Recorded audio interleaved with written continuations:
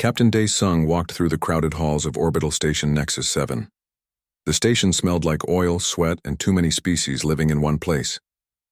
He was looking for someone he once called friend. The Rusty Comet Cantina was at the bottom level of the station. It was the kind of place where people came to forget. Dae pushed through the doors and scanned the room. Humans, aliens, traitors, and criminals all mixed together. Music played too loud. Smoke hung in the air, then he saw him.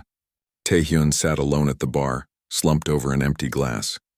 3 more empty glasses sat beside it. His clothes were dirty. His hair was a mess. He looked like he hadn't slept in days. Dae's heart sank. This was the man who once fixed impossible problems. The genius mechanic who could repair anything. Now he was just another drunk wasting away on a forgotten station. Tae, Dae said, sitting down next to him. Tae looked up slowly. His eyes were red and unfocused. Dae, what are you doing here? Looking for you. You haven't answered my messages in 3 months. Tae laughed bitterly. Nothing to say. He waved at the bartender for another drink. You can't keep doing this, Dae said quietly. It wasn't your fault. 12 people, Dae. 12 people died because I missed something. Tae's voice cracked. That fuel coupling was my job. I checked it twice. I said it was safe. And then we jumped to hyperspace and... He stopped talking and drank instead. Dae knew the story. Everyone in the Terran fleet knew the story. The merchant ship Morning Star had exploded during a routine jump. Only Tae survived because he was in the engineering bay, which had emergency shields. 12 crew members dead in an instant. The investigation cleared Tae. The coupling was old, past its rated life.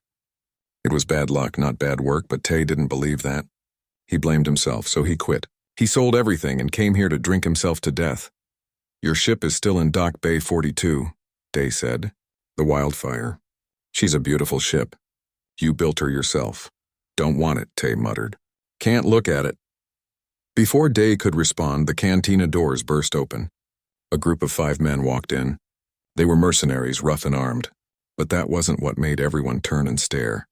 Behind them walked a dragon-cast alien. She was tall, maybe 7 feet. Her scales were bronze-colored and caught the light like metal armor. She had a long tail that moved behind her like a weapon. Her face was reptilian but somehow beautiful. Sharp features, golden eyes that missed nothing. She wore armor on her shoulders and chest, but her arms were bare, showing muscles that could break bones. The dragon caste were known across the galaxy. Warriors, proud, dangerous.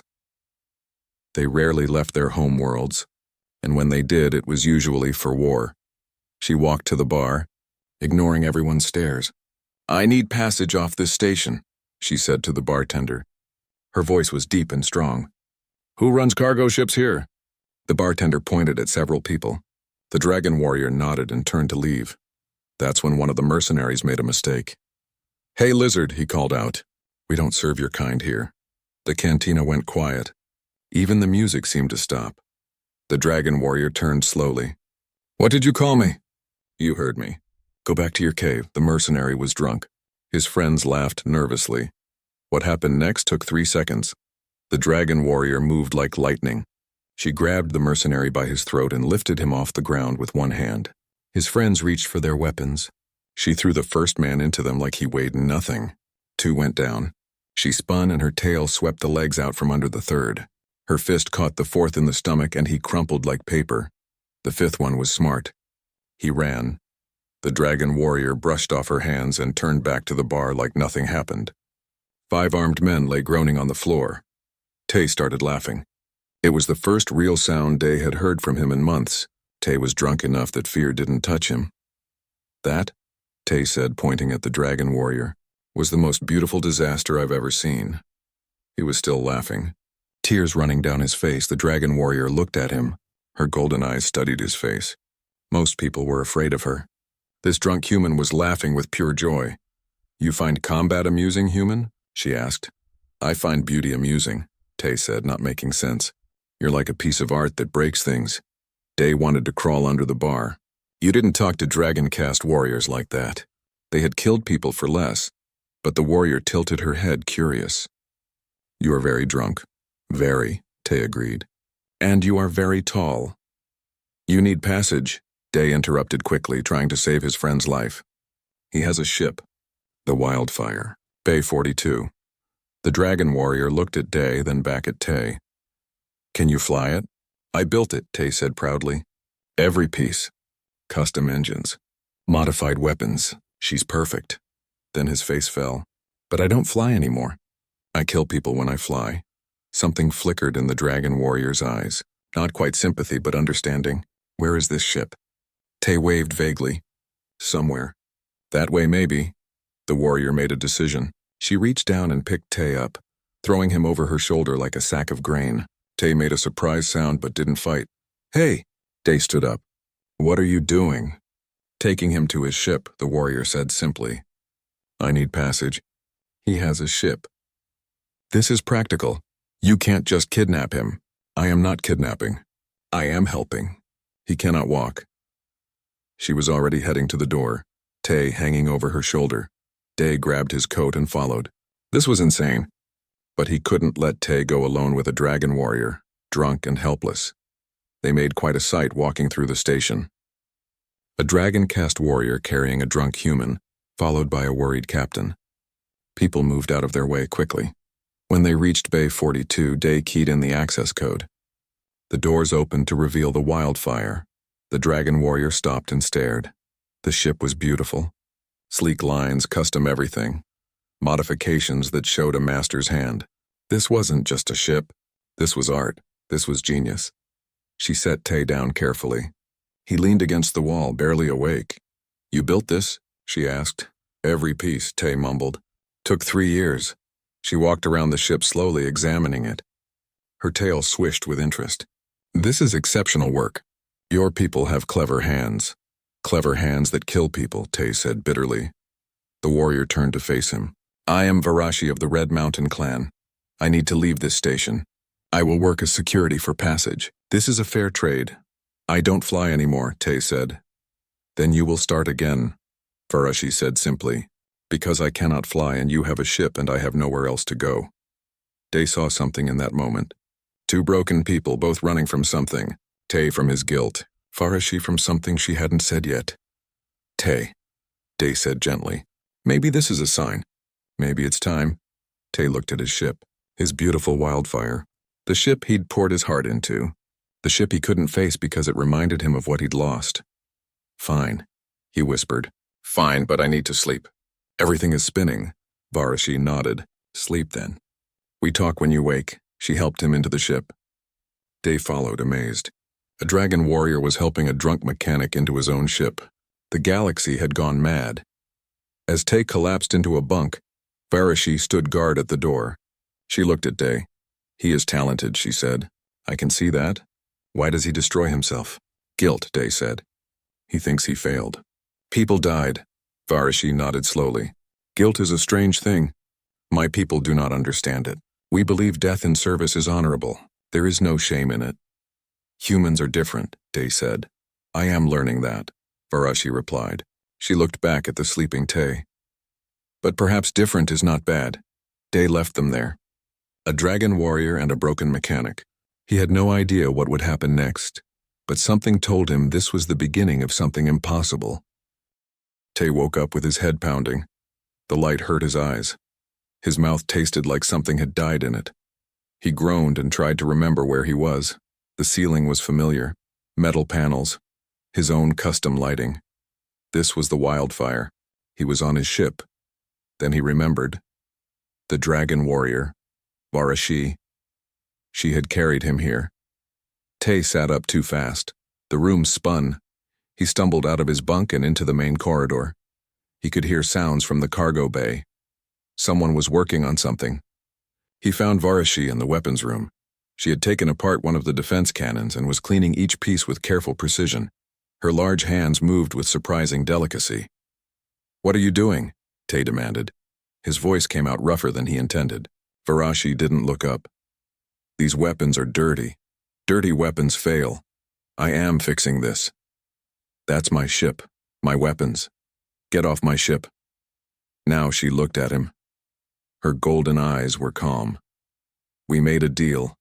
I work security for passage. I didn't agree to anything. I was drunk. You said fine. That is agreement. Tay rubbed his face. His hands were shaking. He needed a drink. I don't take passengers. I don't run cargo. I don't fly. So our deal is over. Leave. Varashi set down the weapon part. She stood up, her full height making Tay feel small. Why do you hide? I'm not hiding. You hide in bottles. You hide from your ship. You hide from yourself. Her voice wasn't mean, just factual. This is coward behavior. Anger flashed through Tay. You don't know anything about me. I know you built this ship. That takes skill and patience. I know you are hurting. That shows on your face. I know you waste your talent drowning in spirits.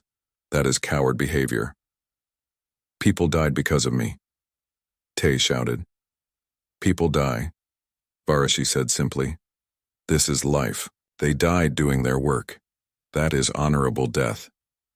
You don't understand. Humans don't think like that. No. Humans choose to carry guilt like heavy stones. This is strange to me.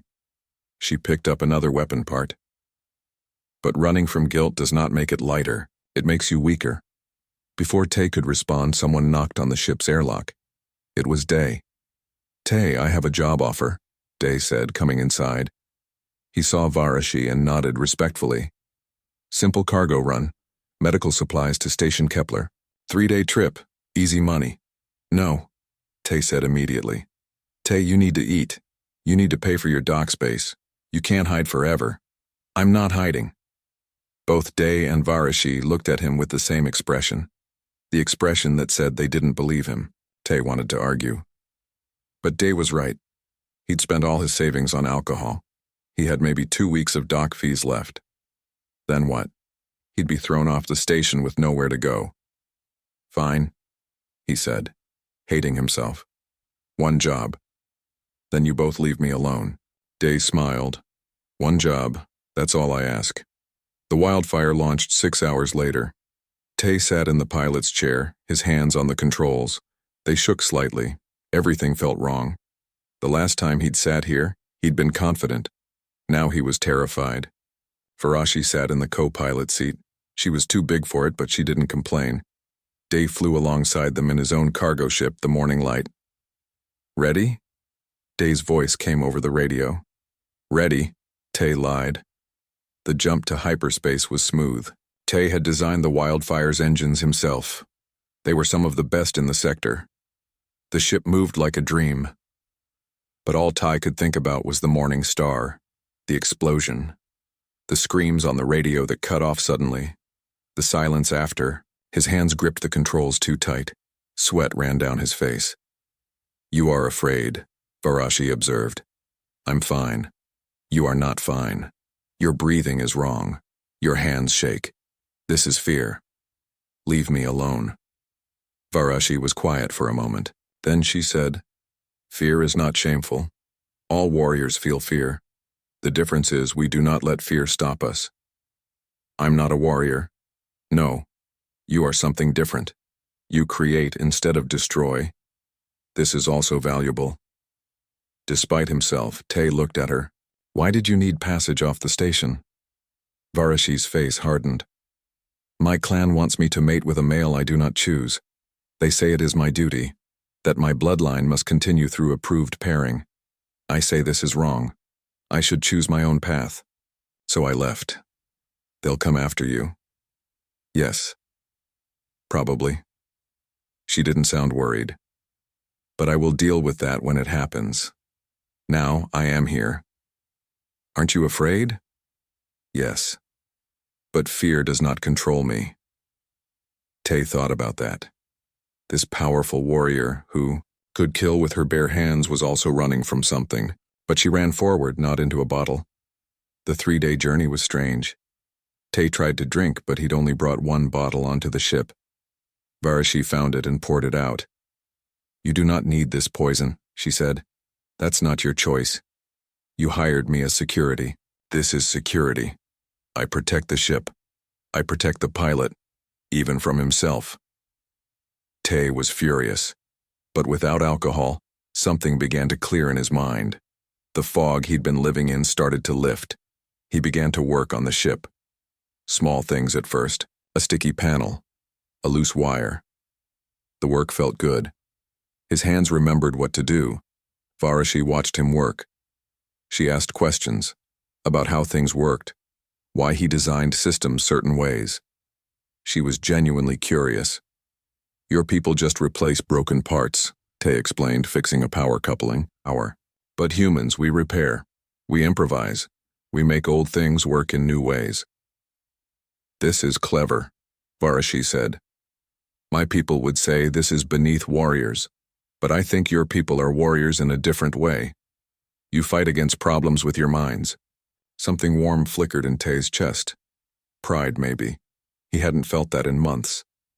On the second day, Varashi told him about dragon caste culture, about honor through combat, about how mates fought each other to prove they were worthy. You fight the person you want to be with? Tay asked, amazed. Yes, we test strength, speed, intelligence. Only the worthy may mate. This ensures strong children. But what about love?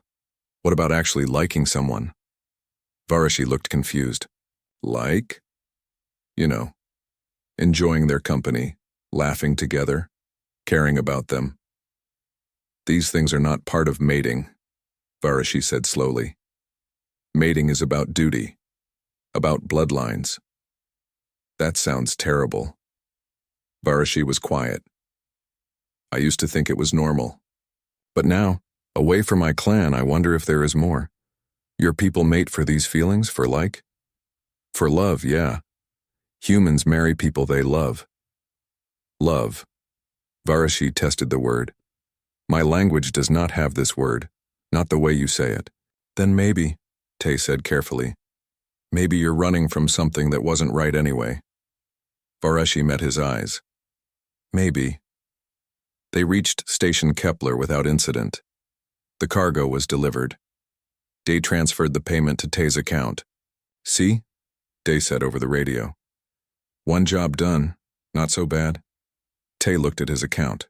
Real money. Enough for a month of dock fees and food. He hadn't earned anything honest in 6 months.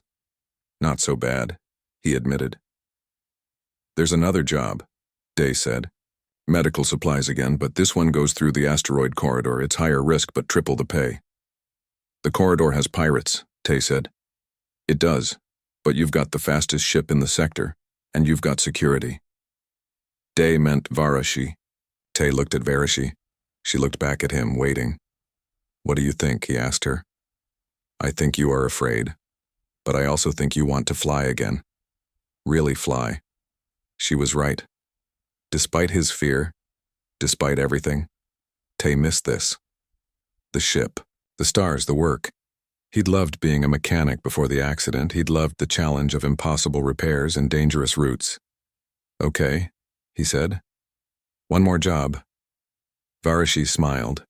It was the first time he'd seen her smile. It showed her sharp teeth. But somehow it was beautiful. Good, she said. And this time I will show you what real security looks like. As they plotted the course for their next job, Tay felt something he hadn't felt in months. Purpose. Direction. He was still afraid. The guilt was still there, sitting heavy in his chest. But maybe Varashi was right. Maybe running from it just made him weaker. Maybe the only way through was forward. He looked at the dragon warrior sitting beside him. She was reading the ship's technical manual with intense focus, trying to understand his systems. She was fierce and direct and completely alien. But she'd also probably saved his life by dragging him back to his ship. Thank you, Tay said quietly. Varashi looked up. For what? For not giving up on me. She nodded once. You are worth not giving up on, Tai-hyun. You just need to see that yourself. As they jumped to hyperspace heading for their next job, Tay thought maybe she was right. Maybe he was worth saving after all. The asteroid corridor was exactly as dangerous as everyone said. Huge rocks floated in space, some as big as cities. They made navigation hard and radar almost useless. Perfect place for pirates to hide. Tay flew the wildfire carefully through the field. His hands were steady now. The work focused his mind. Each asteroid was a puzzle to solve. Each course correction was a small victory. Barashi sat beside him, watching the sensors. She'd learned the ship's systems quickly. For someone who came from a culture that just replaced things, she understood repair work surprisingly well. 3 ships behind that large asteroid, she said, pointing at the screen. They are not moving. They wait. Pirates, Tay confirmed. They wait for cargo ships, then attack. The asteroids mess up long-range scanners, so you don't see them until it's too late. Can we fight them? The wildfire has weapons, but not enough to fight 3 ships. We'll have to outrun them. You can do this? Tay felt a small smile. I built this ship to be fast. She's the fastest thing in the sector. They flew closer. Tay kept the wildfire slow, like a normal cargo ship. He wanted the pirates to think they were easy prey. Behind them, in his own ship, Dave followed at a safe distance. Tay, I'm reading 3 contacts ahead. You see them? I see them, Tay replied. Stay back. If this goes bad, run. Be careful, friend. The pirates moved when the wildfire was in range. 3 ships dropped from behind asteroids surrounding them. They were smaller than the wildfire, but faster and armed with heavy weapons. Stop your engines, a voice crackled over the radio. Give us your cargo. Nobody gets hurt. Varashi growled low in her throat. Let me board their ship. I will end this quickly. No, Tay said. I have a different idea. He'd been working on the ship's systems for the past 2 days. Varashi's strength had helped him install equipment he could never lift alone.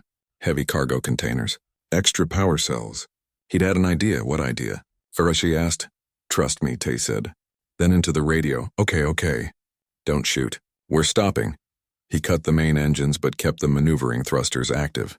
His fingers flew over the controls, entering commands. The pirate ships moved closer. Their weapons locked onto the wildfire. Open your cargo bay, the pirate voice demanded. Opening now, Tay said. He triggered a switch. The cargo bay doors opened.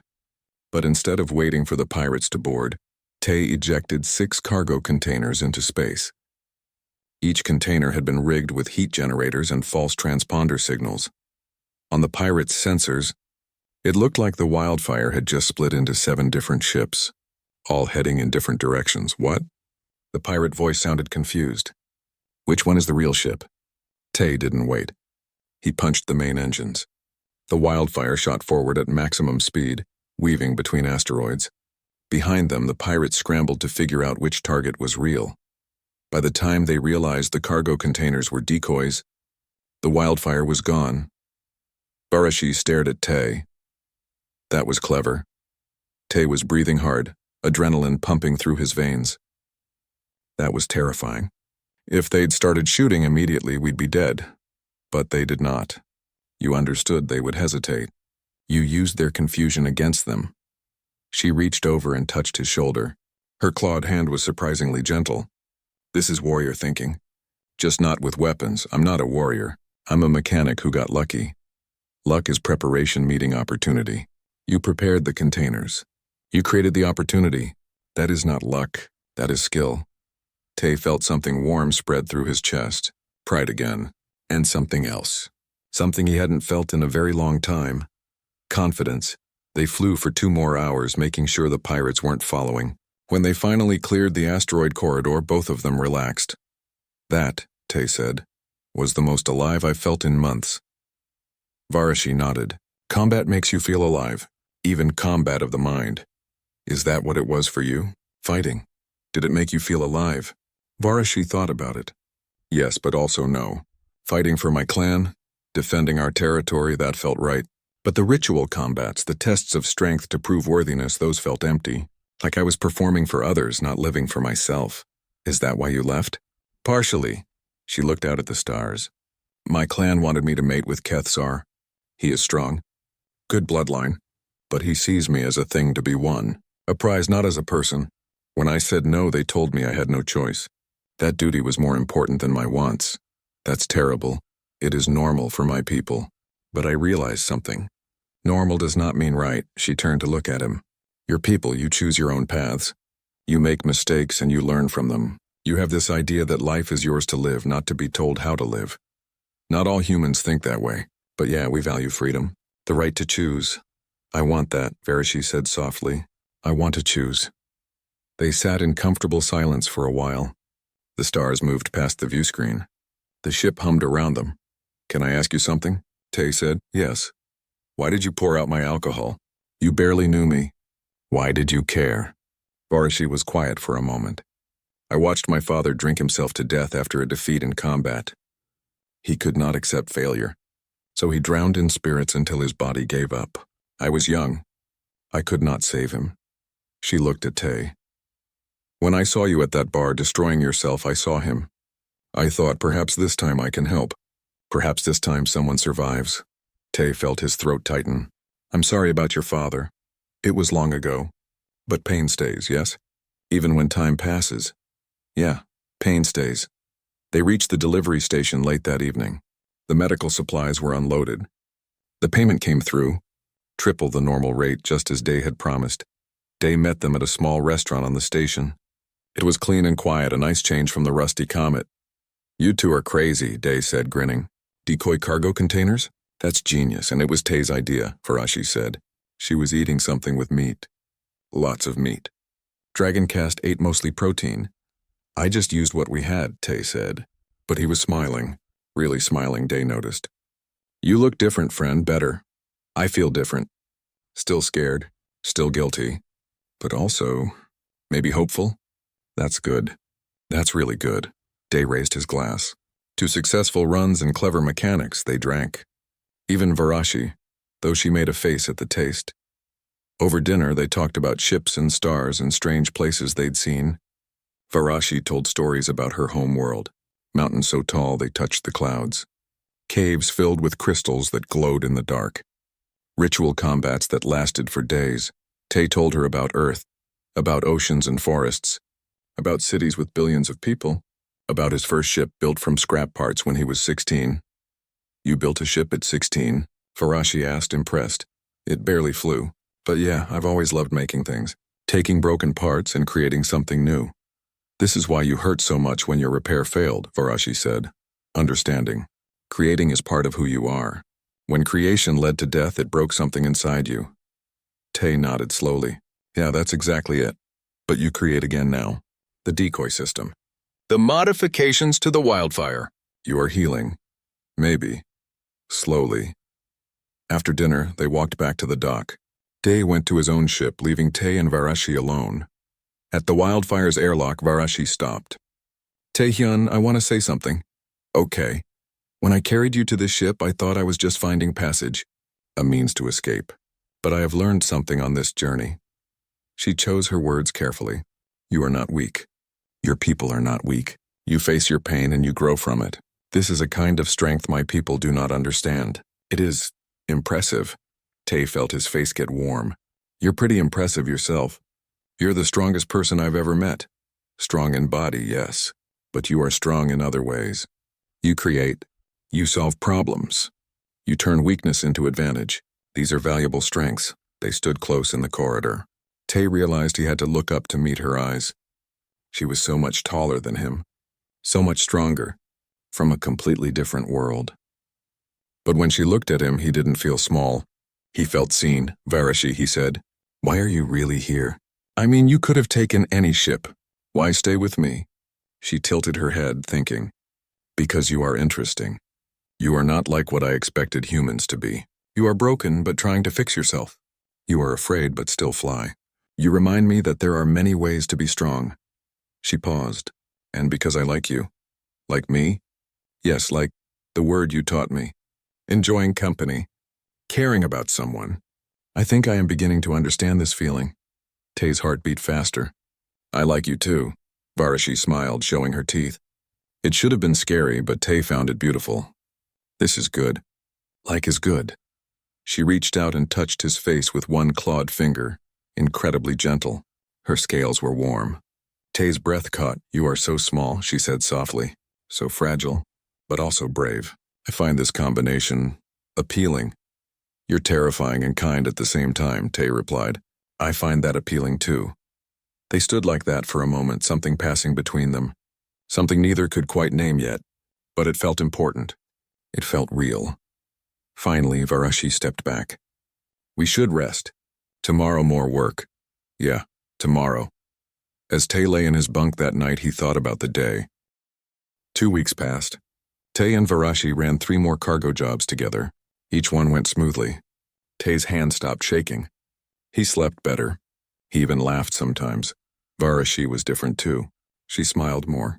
She asked questions about everything. She seemed curious about the galaxy in a way she hadn't been before. They were docked at Station Meridian for refueling when everything changed. Tay was in the cargo bay, checking supplies. Varashi had gone to get food. He heard her before he saw her.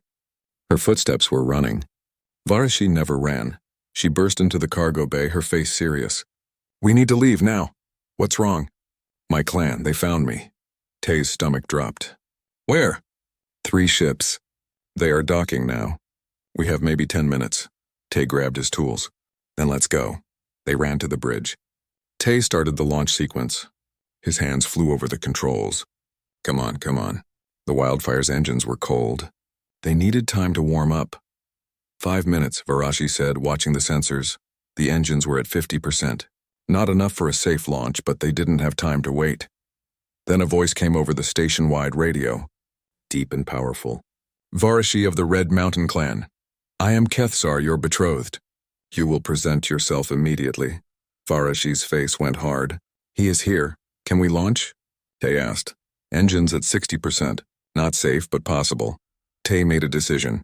"We're launching." "Wait." Varashi put her hand on his. "If we run, they will follow. They will never stop following. Then what do we do? I face him. I end this. Varashi, no. It is the only way, Tay." She stood up. "My people respect only strength. Only combat. If I run, I am a coward forever. But if I face him, there is a chance. A chance for what? He'll take you back. Maybe, maybe not. But I choose to face this, not run from it." She looked at him. "You understand this, yes? You are learning not to run from your guilt." "I must learn not to run from my past," Tay wanted to argue. But she was right. He'd spent months running. It hadn't helped. Maybe facing things was the only answer. "Okay," he said, "but I'm coming with you. Tay, this is dangerous. I don't care. We're in this together." Something flickered in Varashi's golden eyes. Warmth, gratitude. Together? Yes. They left the wildfire and headed to the main docking level. A crowd had gathered. Everyone wanted to see the dragon caste warriors. They were rare and fascinating. 3 dragon caste aliens stood in the center of the dock. 2 looked like soldiers. The third was massive. Even bigger than Varashi. His scales were dark red, almost black. His tail was thick with muscle. His eyes were cold. "Kethsar, Varashi," he said. His voice was like grinding stone. "You have disgraced our clan. You abandoned your duty. You ran like a coward." "I left because I choose my own path," Varashi said. She stood tall, not backing down. "I will not mate with someone I do not choose. Choice is not yours to make."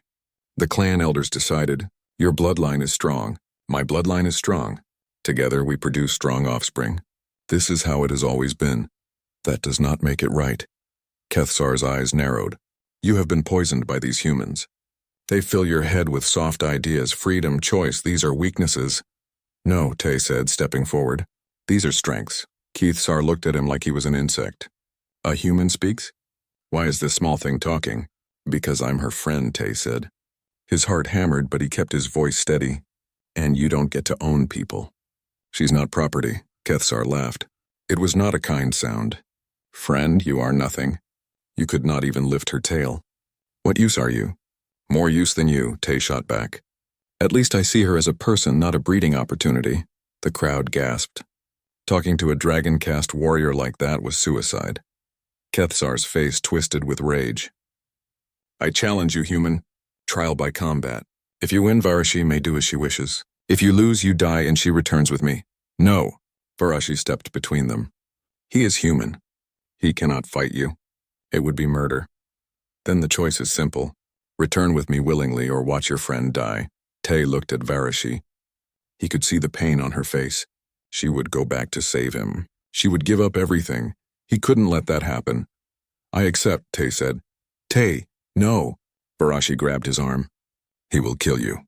He is trained warrior. You are a mechanic, I know, but I'm also not going to let him take you." Tay looked into her golden eyes. "You saved me. You pulled me out of that bar and gave me a reason to live again. Now it's my turn. This is foolish. I know, but maybe that's okay." Maybe being foolish for someone you care about is worth it. Varashi stared at him. Something shifted in her expression. Understanding and something deeper. Something that made Tay's breath catch. There is another way, she said slowly. She turned to Kethsar.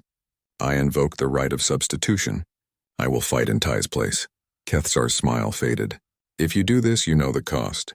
If you win, you are clanless. Exiled forever. You can never return home. I understand. You would give up everything? Your family? Your heritage? For this human? Varashi looked at Tay, then back at Kethsar. Yes, the crowd murmured. This was drama they hadn't expected. So be it, Kethsar said. We fight now. Traditional rules. First to yield or die. A circle was cleared in the dock. Varashi and Kethsar faced each other. They bowed, following the old rituals. Then they attacked. Tay had seen Varashi fight before. She was fast and strong and precise. But Kethsar was bigger, stronger, and he fought with a brutal efficiency. They clashed in the center of the circle. Claws against claws, tail against tail. The sound of scales hitting scales echoed through the dock. The crowd pressed back, giving them room. Kethsar was winning. He was too strong. Each blow pushed Varashi back. She was faster, but he was relentless. Tay watched, his heart in his throat. She was losing because of him, because she wouldn't let him die. Then he noticed something. Kethsar moved his left leg strangely. Just a tiny hesitation every few seconds. Like something was wrong with his balance. Tay looked closer. There, behind Kethsar's left ear. A small device. Medical implant? No, it was glowing slightly. Wrong color for medical tech. Tay had seen that kind of tech before. Neural enhancement. Illegal in most sectors because it was dangerous and gave unfair advantages. It improved reflexes and strength artificially, but it also had a weakness. The signal could be disrupted by strong magnetic fields. Tay looked around the dock. This was a cargo area. That meant there were magnetic cargo handlers. If he could activate one near Kethsar, he ran to the control panel on the wall. The dock workers shouted at him to stop. He ignored them. His fingers flew over the controls. There. Cargo handler 17. Right behind Kethsar, he activated it. The magnetic field pulsed. Kethsar stumbled. His enhanced reflexes suddenly cut off. For just a moment, he was disoriented. Varashi didn't waste the opportunity. She spun low, her tail sweeping his legs. He fell hard. She was on him instantly, her claws at his throat. Yield, she commanded. Kethsar's face was filled with rage. But he was beaten. I yield. Varashi stood up. She was breathing hard. Scratches covered her arms and face. But she was alive. And she had won. The crowd erupted in noise. Some cheered. Some booed. Everyone had an opinion. Kethsar stood slowly.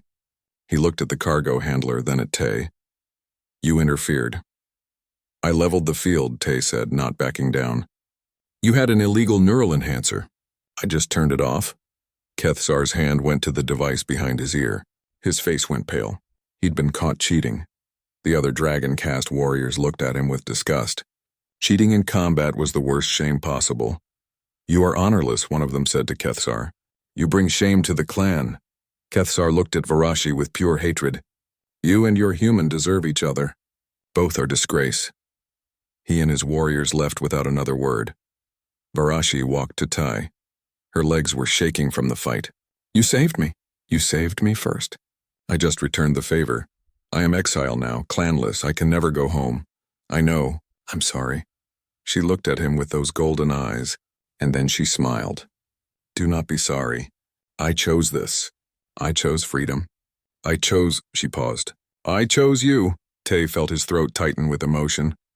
You barely know me. I know enough. I know you are kind. I know you are clever. I know you see me, not just what I can do for you. She reached out and cupped his face with her large hand. You showed me there is more to life than duty and honor and following old ways. You showed me choice. And I choose this. I choose you. Varashi, Tay didn't know what to say. His heart was too full. You do not need to say anything, she said gently. Just tell me. Do you want me to stay? Yes, God, yes, then I stay. She leaned down. He stood on his toes. Their lips met. It was awkward and strange and perfect. Her scales were warm. Her breath smelled like smoke. She was alien and fierce and beautiful. When they pulled apart, the crowd was cheering. Even Dee, who had been watching from the side, was grinning like an idiot. "Well," Day said, walking over, "that was the craziest thing I've ever seen. You two are insane." "Probably," Tay agreed. "Definitely," Varashi said. They walked back to the wildfire together, Varashi's hand in Tay's. She had given up everything, her clan, her home, her entire life. But as they stepped onto the ship, their ship, Tay realized something. She hadn't lost everything. She'd gained something more important. She'd gained freedom. 6 months later, the wildfire was famous. Everyone in the sector knew about the human mechanic and his dragon warrior partner. They took the jobs nobody else wanted. Dangerous routes, impossible repairs. They always delivered. Tay stood in his workshop working on a new engine design. His hands moved with confidence now. The shaking was gone. The nightmares came less often. Varashi sat nearby reading a technical manual. She'd learned so much about ships and systems.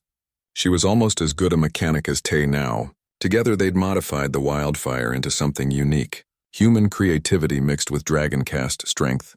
The ship was a masterpiece. "This design," Varashi said, looking at his blueprint. "It is beautiful, efficient and powerful. It combines human and dragon-cast engineering principles," Tay explained. "Your people build for strength. We build for flexibility. Together it's something new.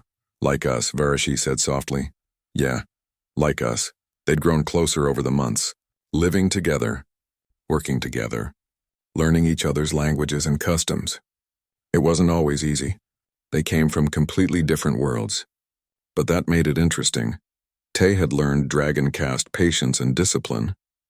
Varashi had learned human compassion and creativity. They balanced each other. The radio crackled. "This is Station Kepler emergency frequency. We have a critical situation. Any ships in the area, please respond." Tay grabbed the radio. "This is the wildfire." "What's the situation?"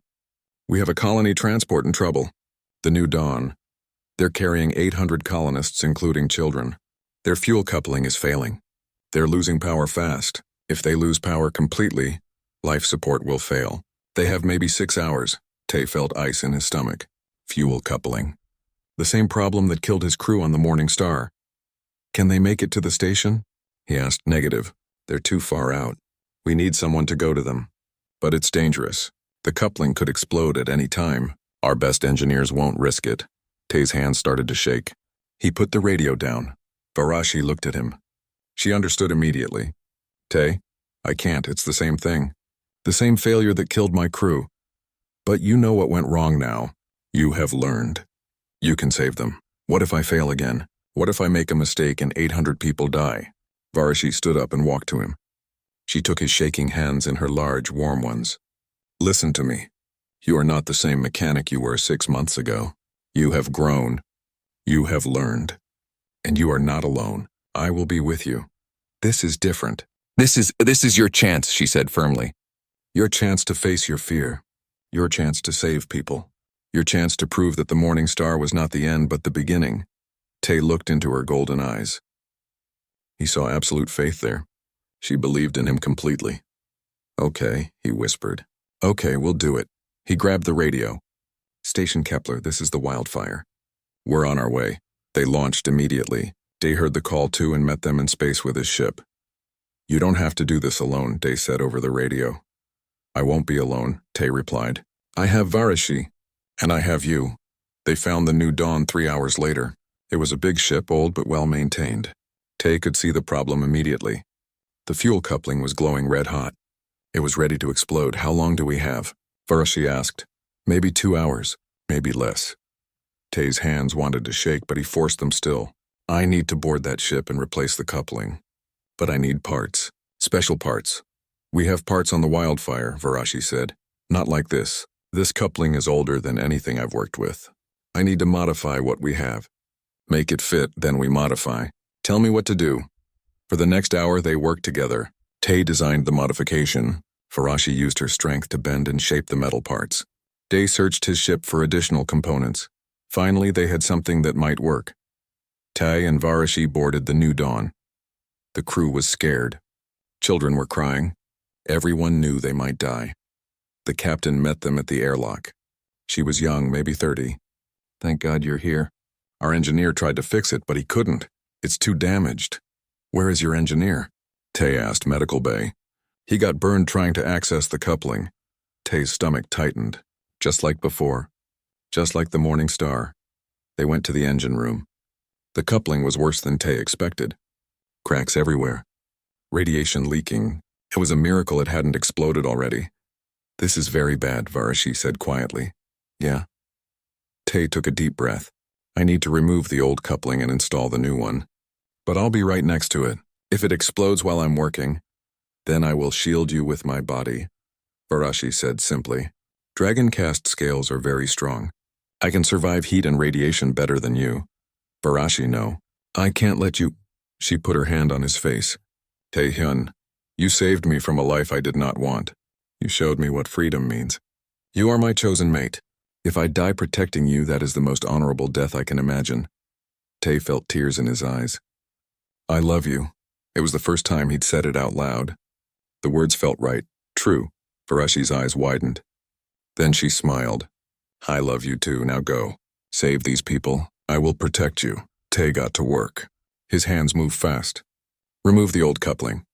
Carefully, carefully. One wrong move and it would explode. Varashi stood behind him, her body between him and the worst of the radiation. He could hear her breathing. Strong and steady, the old coupling came free. Tae pulled it out and set it aside. It was glowing so hot it was almost white. Halfway done, he said. Sweat poured down his face. He grabbed the new coupling, the modified one they'd built together. It was rough and improvised, but it would work. It had to work. He slid it into place. Started connecting the power lines. One by one. Each connection had to be perfect. His hands started to shake. The memories came flooding back. The Morning Star. The explosion. The screams. Tae, Varashi said quietly. Breathe. You can do this, he breathed, focused. This was not the past. This was now. And he was better now. He'd learned from his mistakes. The last connection clicked into place. The coupling hummed to life. Green lights appeared on the panel. It worked. Tae sagged with relief. It's done. It's stable. Varashi pulled him back from the engine. You did it. The captain's voice came over the intercom. Engineering, what's your status? Fixed, Tae called back. The coupling is stable. You have full power. The ship erupted in cheers. 800 people. 800 lives saved. Tae and Varashi returned to the wildfire. As they flew away from the new dawn, Tae felt something break inside him. But not in a bad way. The guilt that had been sitting on his chest for so long started to lift. He'd saved them. He'd faced his worst fear and won.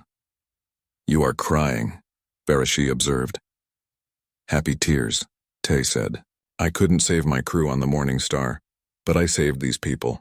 Because of what I learned from that failure. Failure is not the end, Varashi said. For humans, it is the beginning. This is what makes your species remarkable. You fall down and you get back up. You learn and grow. My people do not understand this. We see failure as shame, but you see it as a lesson. You're starting to sound like a human, Tae said with a smile. Good. I like being a little bit human, just like you are a little bit dragon now. Brave and fierce, back at Station Kepler, they were heroes. The New Dawn's captain personally thanked them. The families of the colonists came to shake their hands. Children hugged Varashi's legs, not afraid of her at all. Day found them at a quiet bar later that night. Not the Rusty Comet, a nicer place. The kind of place where people celebrated instead of forgot. To Tae and Varashi, Day said, raising his glass. The best team in the sector. They drank. Tae ordered juice instead of alcohol. He hadn't touched alcohol in 3 months. Didn't need it anymore. So what's next for you two? Day asked. Tae looked at Varashi. She looked back at him. They'd talked about this. We're building something, Tae said. A new ship. Bigger than the wildfire. Using everything we've learned. Human and dragon caste technology combined. It will be the most advanced ship in the sector, Varashi added. Maybe in the galaxy. Ambitious, Day said with a grin. But if anyone can do it, you two can. That night on the wildfire, Tae worked on the blueprints. Varashi sat beside him, her tail curled around his chair. A protective gesture that made him feel safe. What are you thinking? She asked. I'm thinking about how 6 months ago I was a drunk who wanted to die. And now I'm planning to build the most advanced ship in the galaxy. With the woman I love. Woman? Varashi raised one scaled eyebrow. I am dragon caste. Woman, dragon, person I love. All of the above, she laughed. It was a deep rumbling sound. I like this. All of the above. People will think we're crazy. A human and a dragon caste. It's not normal. Normal is overrated. We are exceptional. Yeah, we are. Tay looked at the blueprints. The ship would take years to build. It would be hard work, but they would do it together. He thought about the Morning Star, about the crew he lost. The guilt would always be part of him. But now it was bearable. He'd honored their memory by saving others. By not giving up.